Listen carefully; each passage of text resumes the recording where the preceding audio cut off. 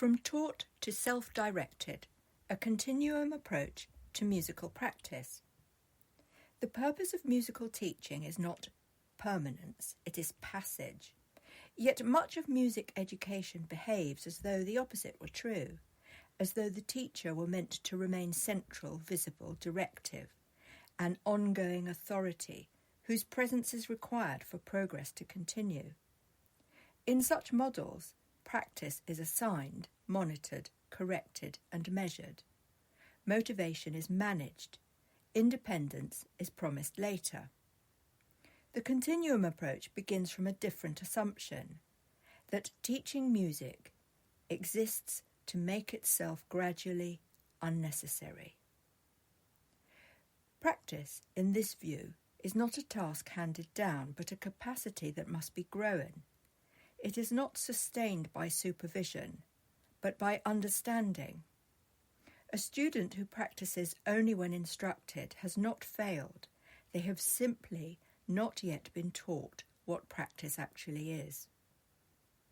Practice and the problem of compliance. The word practice is often used imprecisely. It is treated as synonymous with repetition, obedience, or time spent. A student is said to practice well if they complete what is assigned for the duration requested with visible effort. But this definition collapses the moment the teacher steps away. Practice that depends on enforcement is not practice at all. It is rehearsal for assessment. It produces short-term compliance rather than long-term musicianship. When external pressure is removed, the activity dissolves, leaving confusion, guilt, or avoidance in its place. This is not a failure of character or discipline, it is a failure of pedagogy. Learning as a continuum. Educational research has long understood learning as a continuum, from guided experience towards independent agency, from external structure towards internal motivation. Yet music education frequently interrupts this continuum by delaying autonomy, deferring choice, and confusing control with care. Students are often told they will understand later, choose later, or compose later, once they have demonstrated sufficient obedience to the system. Independence is treated as a reward for endurance rather than a condition for engagement. The result is a generation of musicians who have been taught what to play but not how to practice without instruction, or why they might wish to. Where traditional models break down. Many conventional approaches retain the teacher as the primary source of authority for too long. Correction precedes curiosity. Targets replace orientation. Silence and compliance are mistaken for progress. In these environments, students may become highly trained, yet strangely dependent, technically capable, but uncertain how to begin without permission. When practice stalls, it is framed as a motivational issue, rather than a structural one. But motivation cannot be commanded. It emerges only when the student recognises meaning, direction, and ownership in what they are doing. The continuum position. Within the continuum approach, independence is not postponed. It is present from the beginning. Students are introduced early to choice within structure, exploration before correction, composing alongside learning, familiarity with the full landscape of the instrument.